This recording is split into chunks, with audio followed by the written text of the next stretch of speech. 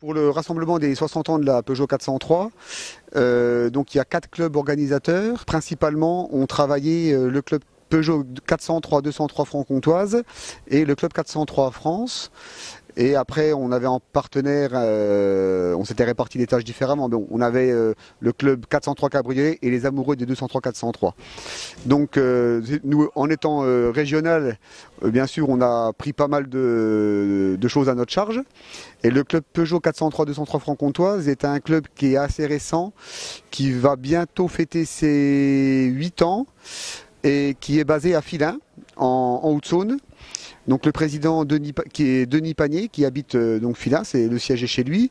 Et donc c'est un club qui a pour but de regrouper les amoureux de, on va dire principalement de 403 et de 203, mais franc-comtois. Donc ça veut dire que si on a un équipage qui vient en 404, en 204 ou en 504, il est quand même le bienvenu à nos sorties.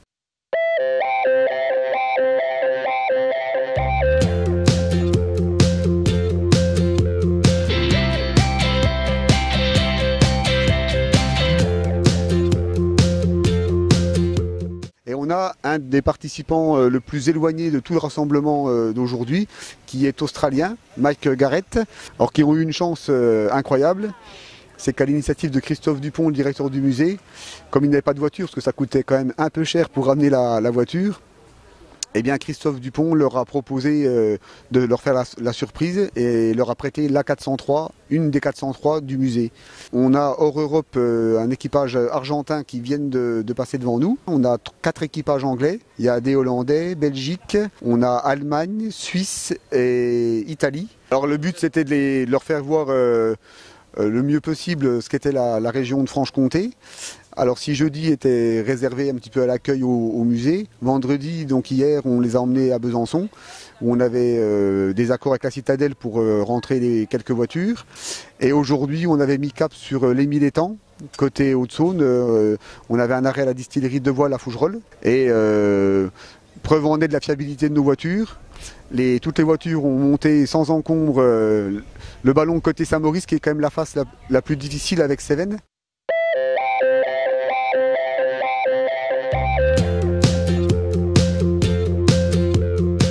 En général, quand on choisit ces voitures 403 ou 203, c'est parce qu'on considère que les voitures d'avant-guerre ont quelques rusticités qui permettent moins facilement de faire des très grands trajets.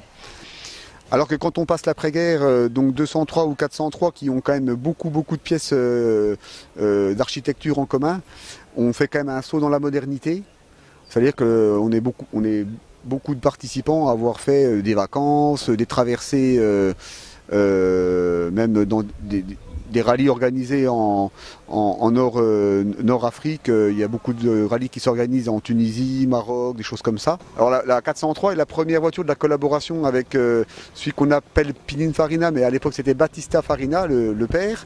Donc c'est la première voiture pour laquelle Jean-Pierre Peugeot, ils avaient fait appel à ce styliste italien. On a 3 types de calandres, mais bon, on a quand même une face avant avec beaucoup de brillants, des pare-chocs, la calandre, les cerclos de phare, etc. La baguette de capot pour celles qui en ont.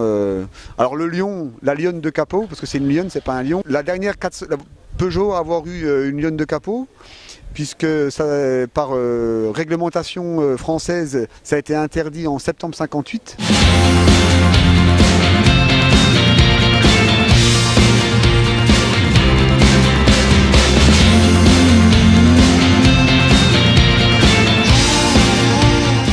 Donc le club Peugeot 403 203 Franc-Comtoise, l'adresse internet c'est club403.fr, c'est beaucoup plus simple.